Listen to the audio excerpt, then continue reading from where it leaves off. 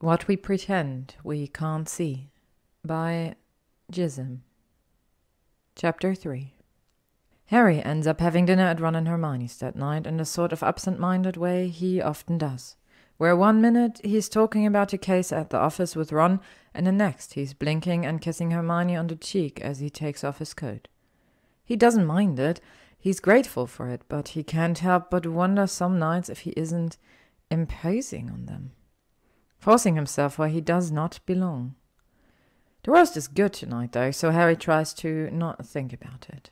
They spend a few minutes going over Hermione's day, always an interesting discussion. You couldn't pay Harry to work in the judicial side of the law, but Hermione seems to enjoy it, and she'll be chief witch of the Wizengamot one of these days. Before they cycle back around to the Malfoy case, Rose laughs her sticky-fingered amusement right along with Ron as he tells, with what Harry privately thinks is a lot more delight than is professional, the story of Harry and Malfoy's weird little impromptu skit. Harry defends himself the best he can. "It was for the children, Hermione." But eventually he gives in and sighs, laughs a little along with them. "Fine," he admits, grinning slightly. "It was completely mental, but what was I supposed to do? Malfoy already taught them the whole thing was play acting. I couldn't very well say, 'No, kids, actually you're all lucky to be alive. If Mr. Malfoy's house elf hadn't come and got us, you'd probably all have been killed.' No, I had to go along, completely balmy though it was."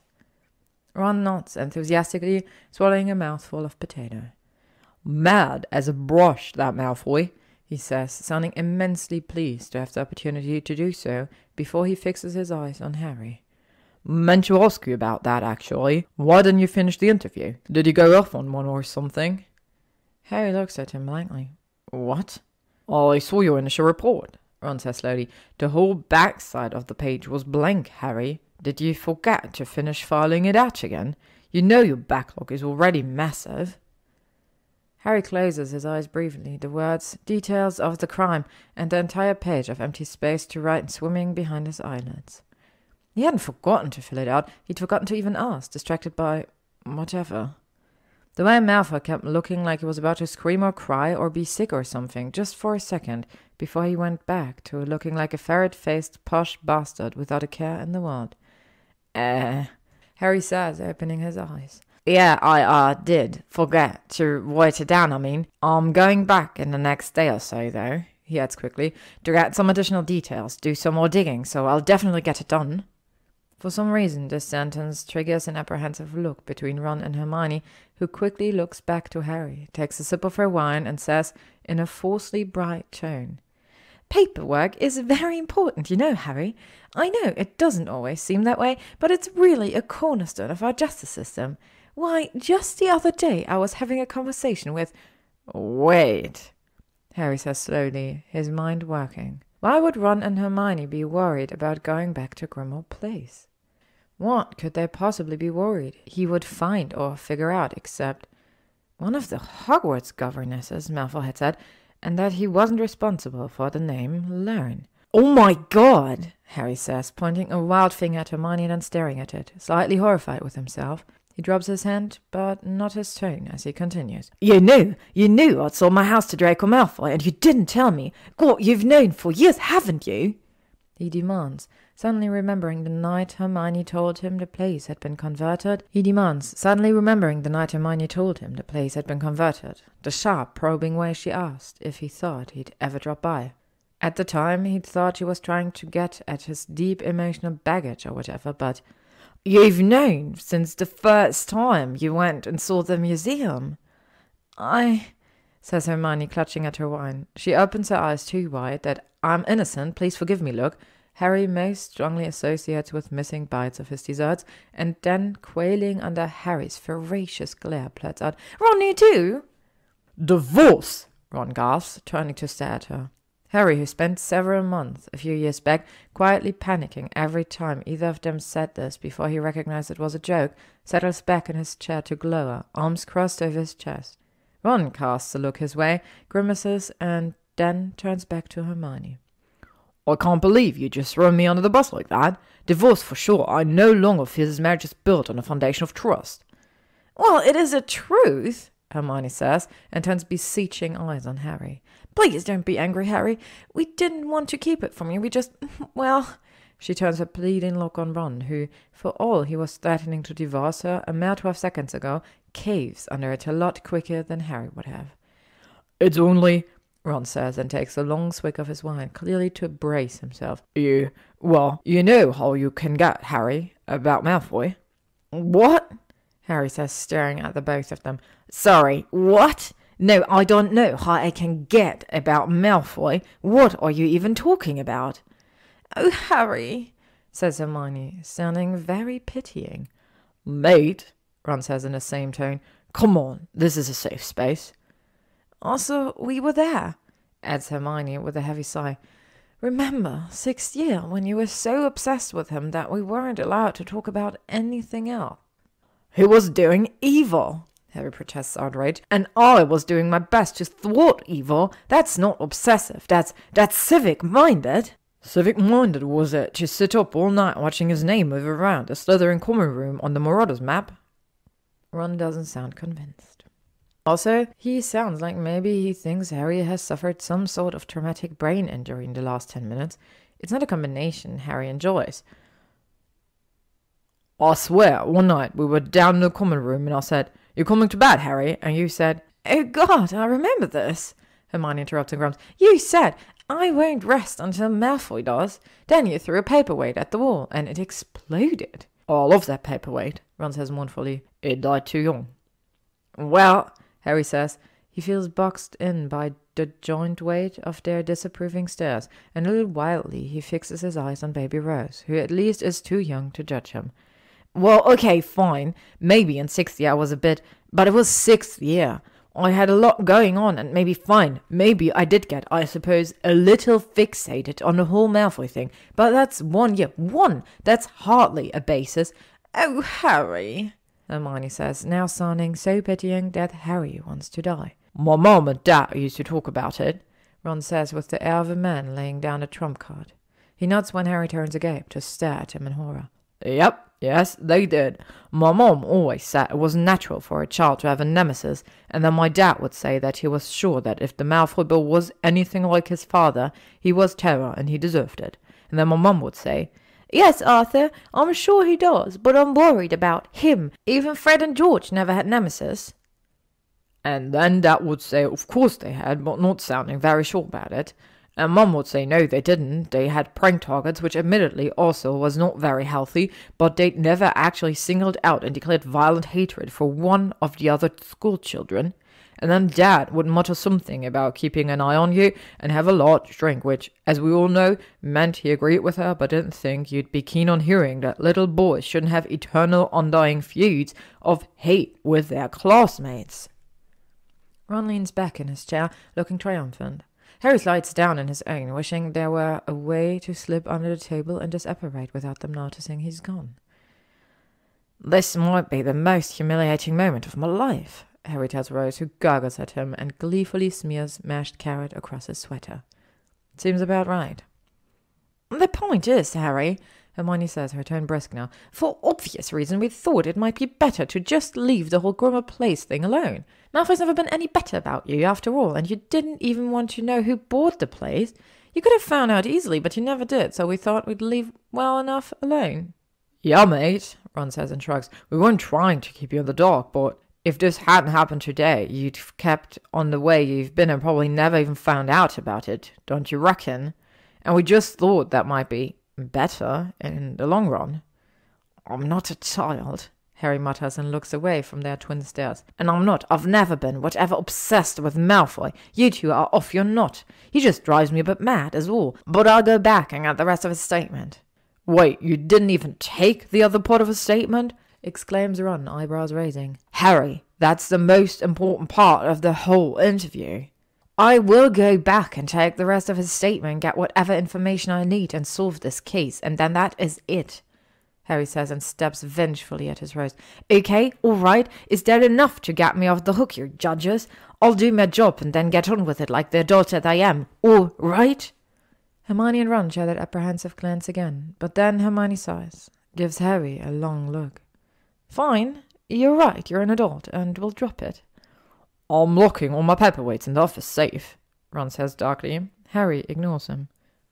He sends Malfoy an owl the next morning, after several different attempts to begin. Dear Draco is right out, but Dear Malfoy looks equally ridiculous, and he's not about to write Dear Mr. Malfoy like he's one of the children from yesterday. He decides to omit the greeting entirely and writes, Hey, I need to come back by and take the rest of your statement, plus go over some stuff with you, and get a good look around. Do you have time today? HP. He rolls it up and holds it out for Mathilda, the barn owl he bought a few years ago. She's not Hedwig, but she's a character in her own right, and Harry's grown to love her little strangeness. True to form, she pops her head up under his hand and rotates it nearly all the way around and then back again, knocking all her feathers into an avian imitation of bedhead, before she sticks out her leg and lets him tie the letter to it. This goes to Draco Malfoy, Harry tells her, stroking her feathers lightly back into place. Wait for his reply if he starts writing one, but don't feel like you have to hang around here all day for him, okay? Mathilda hoots in a soft acquaintances and swoops out of his window. Harry spends the hour she's gone poring over Malfoy's records. They are, as he'd suggested the day before, punishingly thorough, and Harry's eyes swim after just a few minutes of looking at them. He pushes gamely on, though, and before he is mercifully interrupted by Mathilda's return, he draws two conclusions. The first is that Malfoy is an absurdly meticulous git whose very existence somehow manages to give Harry a headache.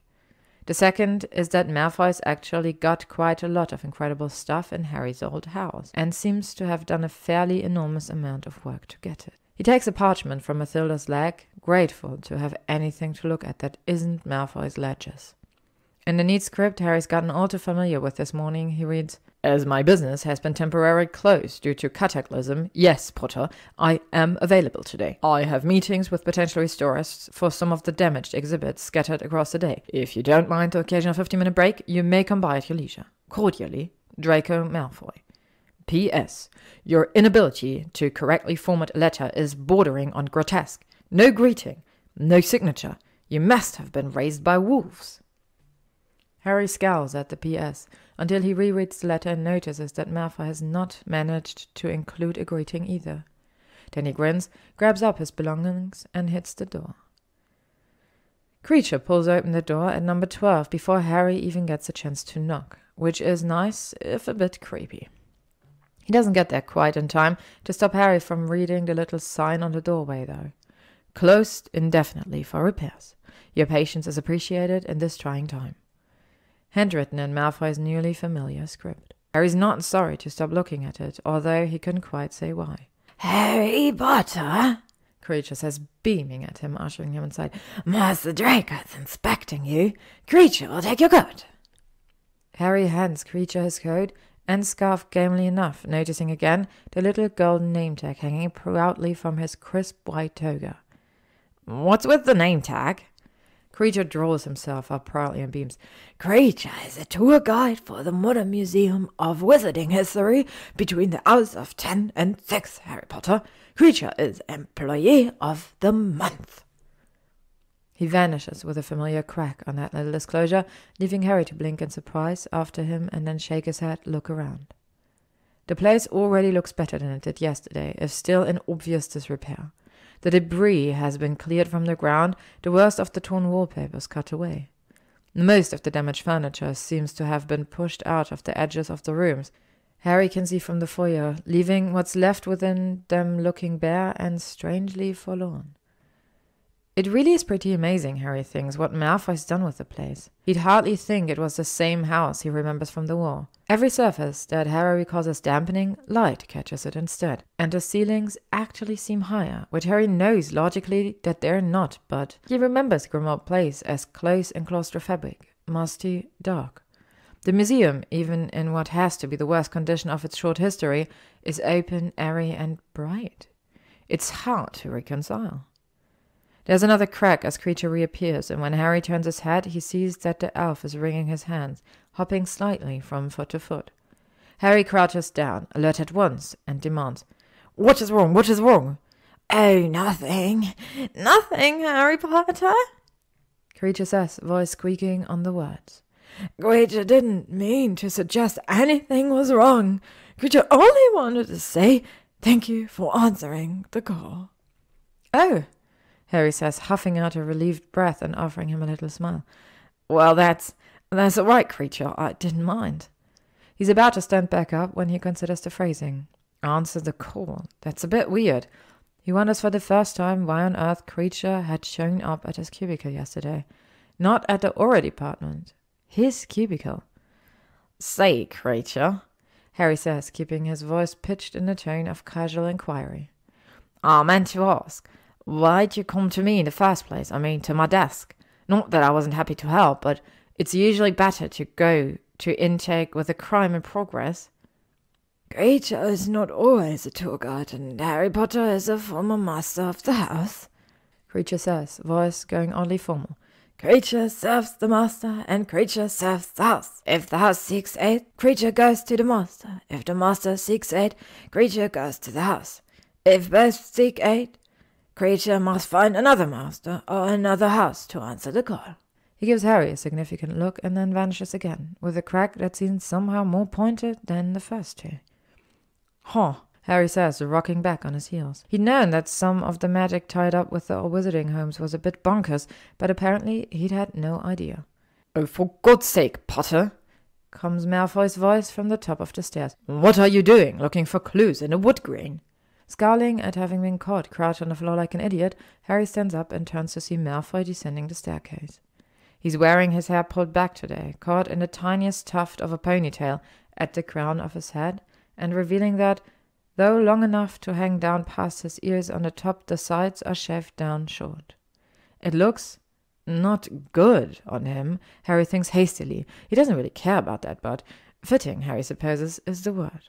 Sleek, but unusual. He's also, Harry notices with some irritation, still sporting the massive black eye that was starting to develop on his face the previous evening.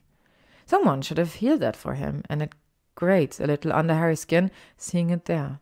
It's doing the Auras a discredit, letting Malfoy walk around with that obvious injury over his soft green sweater. Harry's just about to open his mouth and say as much to Malfoy when he realizes who is descending the stairs behind him. Never, Harry says, shocked. I didn't know you'd be here. Me neither, Neville says, and gives Harry a tight, uncomfortable smile. I mean, that you would be here, I would have gone, or not. I mean, I wouldn't have... You get what I'm saying. Sure, says Harry and looks away. It's just been awkward, hasn't it, with Neville and Ginny in these years since everything fell out.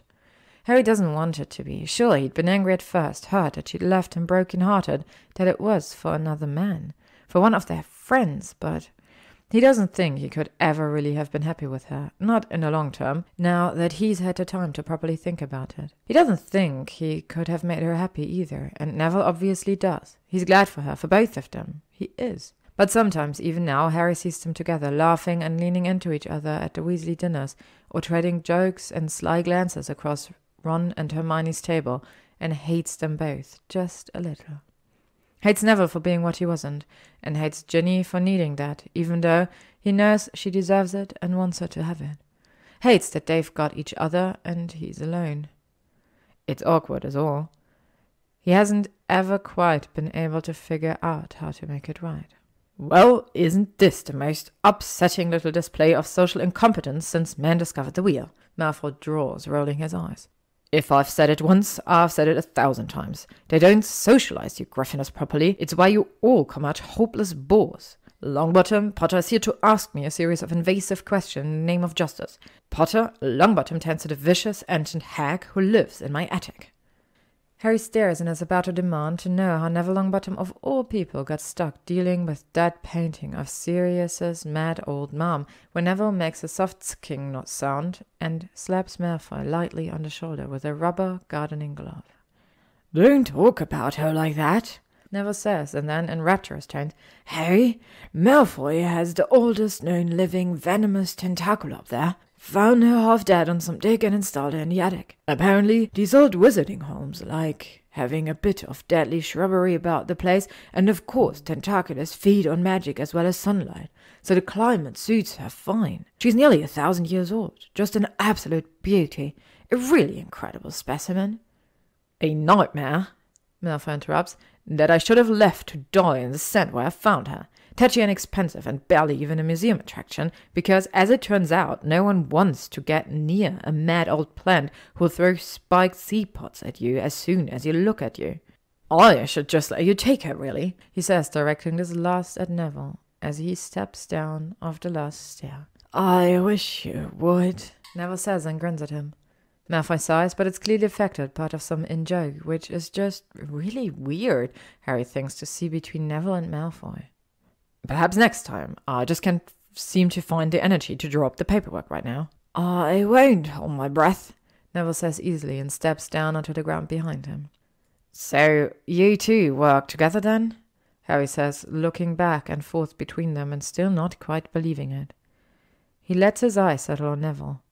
Malfoy is a client of yours? I see you still have all the subtlety of a hex to the face, Malfoy says, turning an irritated look on him. Yes, Potter, you might as well come out and say it. We did indeed have quite a fractious relationship as children. Thank you so much for bringing that up. But then I had a dying magical plant, and Longbottom here was touted far and wide as the best in the business, so... He shrugs, a loose little one-shouldered move. We got over it. He was a bullying git, and a source of half my childhood nightmares, Neville corrects, grinning. But I charged him 4 times my normal price when we started, and it more or less evened out in the end. 4 times? Malfoy splutters, running on Neville at once.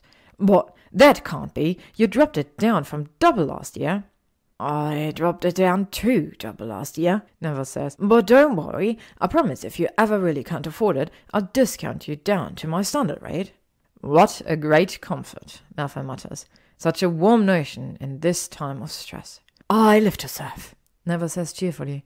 He throws his glove into the carpet bag slung over his shoulder, which is printed with a pattern of radishes and trowel. Ginny left him for a man carrying a radish and trowel carpet bag. Harry thinks and almost laughs. It's not that he doesn't think Neville is a great guy, deserving of all he's got. It's just funny how life never quite seems to shake out what Harry thinks it's going to. Well, I'm off, Neville says. He claps Malfoy on the shoulder and says, Chin up, Draco.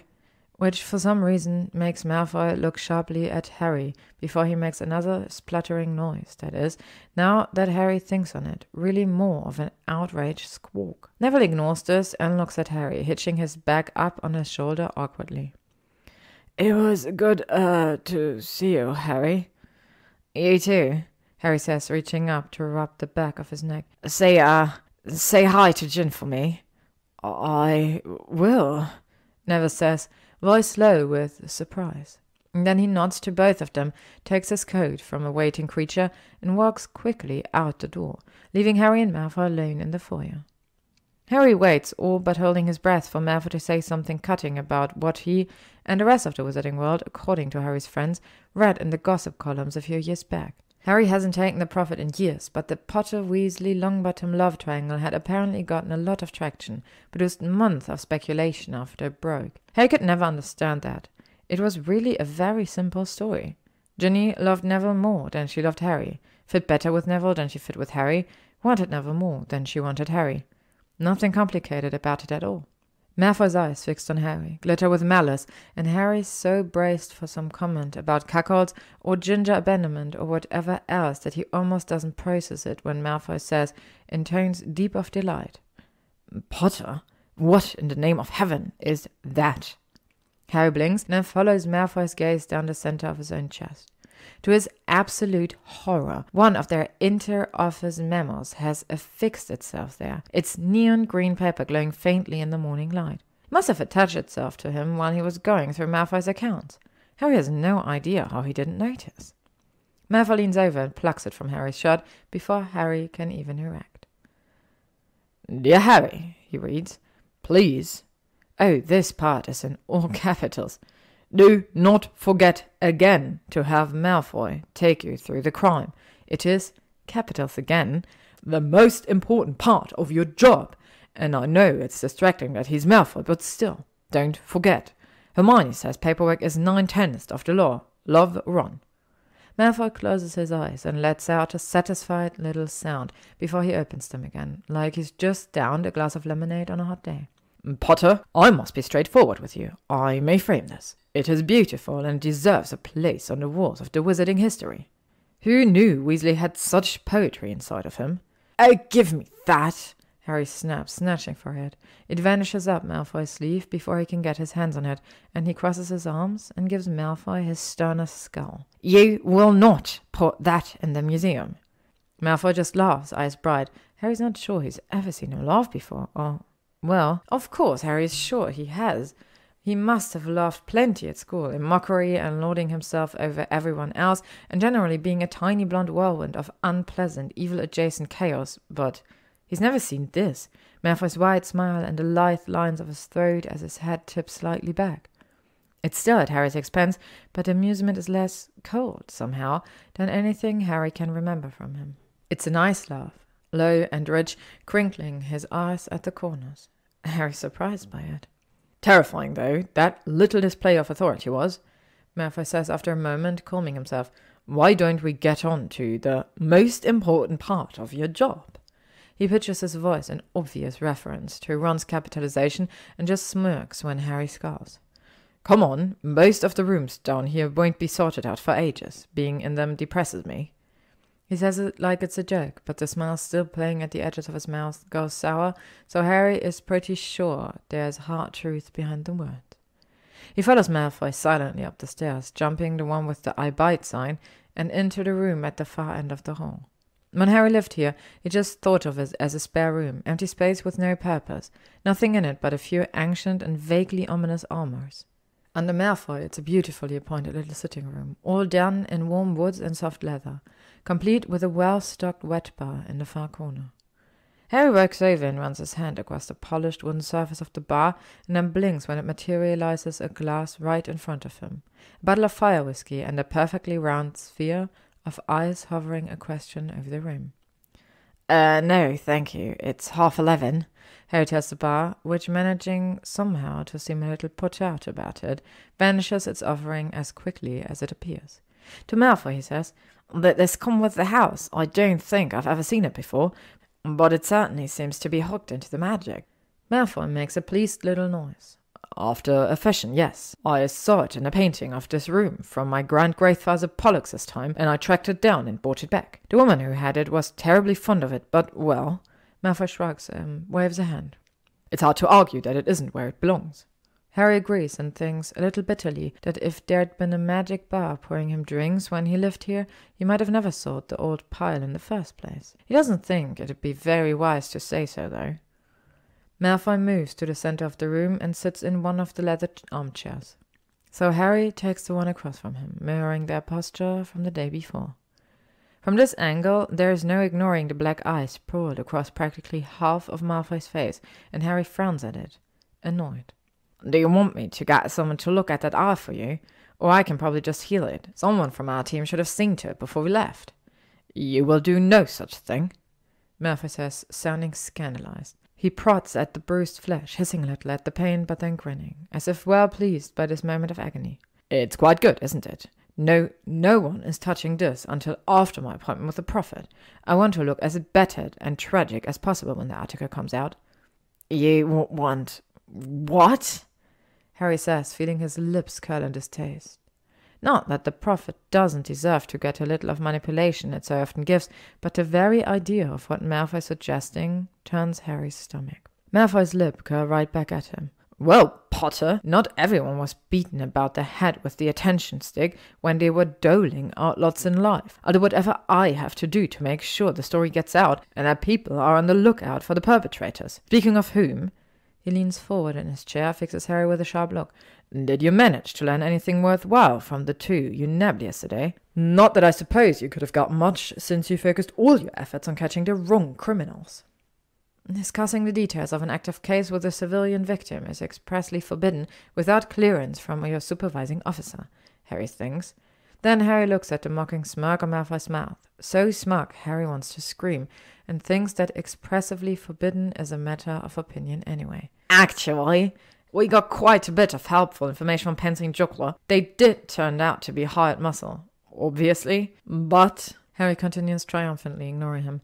They were hired on by this same outfit for several jobs before this, and they were able to give us some details. If nothing else, we know that we're dealing with a network now, and what at least some of the players look like without glamours on. Harry doesn't mention that neither of them had the faintest idea who their companions were yesterday, or what they were at Malfoy's to steal. He doesn't really think he can bear Malfoy's response to that without the drink he turned down at the bar. Malfoy's smirk softened into a more considering expression. "That's something, at least," he says grudgingly. "We think so," Harry says, and resists the urge to roll his eyes. "So, look, Malfoy, I really do need you to take me through the crime now. I've got other questions, but that comes first." "And by take you through the crime," Malfoy says, "you mean what exactly?" Harry's mouth is opening to deliver a sharp reply when he notices that one of Malfoy's hands is fiddling with the sleeve of his sweater. A nervous little moment that betrays more than he probably thinks it does. Harry realizes again that for everything else Malfoy might be, right now he's just a civilian, the victim of a robbery and an assault, and it's Harry's job, like his real, actual job, to treat him as one. "Just tell me what you remember as you remember it," Harry suggests. The words and the low, non-threatening tone he uses to deliver them are so practiced and familiar they are almost dear to him, an old friend in times of trouble. He pulls a quill and the report file out of his bag, flips it open to the blank details of the crime page. "Don't worry about going in order or getting every detail in. Just tell me what happened." Malfoy nods, the movement slow, careful. Then he narrows his eyes at the quill in Harry's hand. "No, thank you. If I must do this, I'm not going to do it listening to you scratch, you giant git, onto an official record in your caveman writing." He gets up and walks over to the bar, taps his fingers against it twice, and then tosses Harry the little glass vial that appears in his hand with more force than is strictly necessary. Harry catches it, of course, but still. "What's this for?" "For your memory of this conversation," Malfoy says, giving him an incredulous little look. "Aren't you supposed to be the aura, Potter? This is literally why Pensieve technology exists. It's common practice for law enforcement to use it. Even I know that." Says Harry, who does seem to remember some seminar or other about this, though all he seems to have retained is its truly terrible name. "Pensieve yourself some time. I should ask the DLME to send me someone else. You're clearly not their best and brightest." Malfoy sighs, but he sits down in his chair again, wearily meets Harry's eyes. "All right, where do I start?" "I don't know, the beginning?" Harry does not say, because he's better than that, because he's a professional. "Well, when did you first realize something was wrong?" Malfoy's eyes go unfocused almost at once, and his body language changes. Shoulders hunching slightly, hands drifting together so that one's thumb can dig into the center of the other's palm. "I suppose just after the Learn group arrived. Normally the logbook enters the name of anyone who crosses the threshold automatically, but when I checked it, none of the children's names were there. The teachers either. I had to write them in myself. I thought that was odd." "Not as odd as you think," Harry says, making a mental note to look into whether a befuddlement or confundus charm would be more likely to work on a logbook. "It means they cased the players first, picked out and disabled any magic that might track them, and smart." "Don't compliment the criminals, Potter." "I'm not complimenting them." Harry starts hotly before he notices the amused little curve of Malfoy's mouth and realizes he's being wound up on purpose. "Oh, for fuck's sake, just okay, Malfoy, fine. What happened next?" Malfoy's expression of small pleasure at petty malice sinks into a frown as he considers the question. "Well, the children always seem to enjoy meeting Vicky. I don't know why, no one else ever does. Their underdeveloped senses of self-preservation at work, perhaps. Who knows? I took them all up to see her in any case." "Vicky," Harry says blankly, and then realization dawning with mild horror. "Is the venomous tentacular in the attic?" He stares at Malfoy boiled. "You have the oldest violent plant in the world living in your attic, and you named it Vicky." "Well," Malfoy says, bristling with defensiveness, "what would you have called it?" "Not Vicky," Harry says at once. "I don't know. Spike, maybe Fang?" "Spike," Malfoy repeats, perfectly horrified. "Fang? Oh my god, what kind of venomous tentacular don't even have fangs, Potter? Why on earth would you call one that? Why on earth would you call one Vicky?" Malfoy crosses his arm over his chest. sits back in his chair and fixes Harry with a glare so intense that it makes Harry doubt suddenly that he meant a single thing he said to Neville about the plant being a nightmarish monster he'd love to be rid of. He's clearly attached to it and also quite mad. She looked like a Vicky. Of course she did, Harry mutters. He hates that Malfoy was right, but he really wishes he hadn't put the quill away. His fingers are itching to write down some very rude things he can't say right now. Okay, focusing. You took the kids upstairs to see Vicky, and then? Malfoy pauses, thinking, and then jerks up in his chair in realization, arm falling from his chest. One of them must have come in through the skylights, he says, as if solving a little mystery for himself. The smaller of the men, I think. I remember a tap on my shoulder, and when I turned around, he sucker-punched me. Malfoy gestures at his black eye with a little grimace. It wasn't enough to knock me out, but he must have cast something on me before I could get up. The next thing I knew, I was sitting tied up on the floor of the study with the children. The study, Harry says, not the parlor where I found you. No, the study. Malfoy's face flickers, and the expression that crosses it this time is so raw, so wounded, that Harry has to look away. Almost snarling at Malfoy says, They carted us around from room to room with them and made me watch as they tore each one apart. I suppose they thought it was the most likely way to make me talk, and in fairness, they were right. I would have given up what they were looking for in an instant to save even half of what they damaged, if I'd only known what it was they wanted. Harry's a professional, so he ignores the way the words seem to catch on their way out of Malfoy's mouth. He's seen this all before, and there's no reason to fixate on it. So, they never came right out and asked? They did, Malfoy says, and drops his head into his hands. In a sense, they kept saying the source, that they needed to find the source, that they knew the source had to be here, that the source wasn't in whatever room we were in at the time. I must have asked them 10 times to just tell me what it was, but every time I did, the woman would laugh and tell me not to play dumb. I couldn't make her understand that I wasn't playing, Malfoy exclaims, his voice increasing dangerously, both in volume and pitch with every word. That I genuinely didn't know what in unholy creation she was talking about, but it was like every time I said I didn't know, she got more convinced I did. For a horrible moment, Harry thinks he's actually going to have an attempt to comfort Malfoy, which he imagined as not unlike attempting to put a sweater on a porcupine. He's saved, as it happens, by the bell when Creature appears directly to Malfoy's left and says, Master Draco, Mrs. Zabini is at the door. Oh! He lifts his head and looks at Harry, and for a hanging second their eyes meet, and all Harry can see is his misery, his frustration, his helplessness and fear. It's written into every inch of him, so visceral and intense that Harry draws in a breath and forgets to exhale for a moment. They just stare at each other, Malfoy looking half mad and Harry feeling it, until Malfoy seems to remember who exactly he's looking at. His face reverts to an expression of cool indifference so quickly that Harry thinks it must have actually hurt. But the edges of his mask are visible now, not hiding nearly well enough the raw emotion underneath. Well, I can't leave Blaise alone with valuables, Malfoy says with obviously forced levity, standing and stretching. He'll leave with half my collection and I'll be back at Creature. Tell him I'll be down directly. Potter, I trust you can entertain yourself for a few minutes. He arches an eyebrow as he says it, like he doesn't actually trust this at all, but Harry doesn't really have the heart to snipe at him just now. He just nods, and Malfoy's other eyebrow rises to join the first before he huffs and turns away, stalks to the door and slams it behind him. Harry stares blankly at the wall for a few minutes, trying to think it all through. Then he gets bored and goes to spy on Malfoy. It doesn't take him very long to find a spot where he can hear Malfoy and Zabini in the long hallway of the foyer. He remembers, if a little fuzzily, where those places are. Harry creeps up to the rail of the stairs on the ball of his feet and hears, "Stop it right now! I said it's for the press!" Clearly Malfoy's voice, but even his irritated drawl sounds several degrees fonder than Harry has ever heard it before.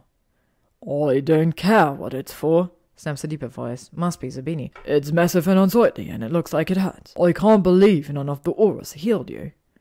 Harry, who isn't honestly entirely sure he could pick Blaise Zabini out of a lineup, nevertheless feels his heart cry out in agreement and support. They are obviously talking about Malfoy's black eye, and it's exactly the discredit to the department Harry thought it would be. "I didn't let them," Malfoy says pleasantly. "And if you try to fix it again, you can have a matching one. Won't that be nice?" This seems to win a low laugh from Zabini, who says, with obvious affection, "I'm glad you've lived through this ordeal to be stark raving mad another day, Draco." "Did you actually come by for something?" says Malfoy, voice equally warm. "Or are you just here to call me names and ensure I'm so capable of fogging mirrors?" "The letter," Zabini says. So quietly, Harry almost doesn't hear it. Then louder, "Though, of course, I will never admit to having done so, and will shout you down with great prejudice should you ever attempt to slander me by telling anyone I did." "How touching," Malfoy says. It's viciously sarcastic, but Harry thinks that Malfoy maybe is touched, and that's why. Sabini says. There is a pause, and then he adds, "How are you doing with all of it? And be honest, since we're already having a conversation that shortly won't have ever happened. I have a few hours, if you need someone to stay with you, and I already talked to Pence, and she can flew in if—" "Oh, for God's sake, spare me the mother hens of Slytherins," Malfoy says. "I'm really fine." "You're a rotten liar, Draco." "You're a good friend, Blaise." Another pause, long enough this time that Harry wonders if he shouldn't start making his way back to the little sitting room at speed. And then Malfoy sighs and says, "You honestly should go. I've got Potter upstairs." "What, as your captive?" Zabini demands, sounding alarmed. Malfoy's voice is properly cross as he snips. "What? No, of course not as my captive. Are you out of your mind?" "Well, you can hardly blame me," Zabini says. He sounds utterly unfazed by Malfoy's tone. "You remember what you were like about him in school, completely obsessive and around the twist.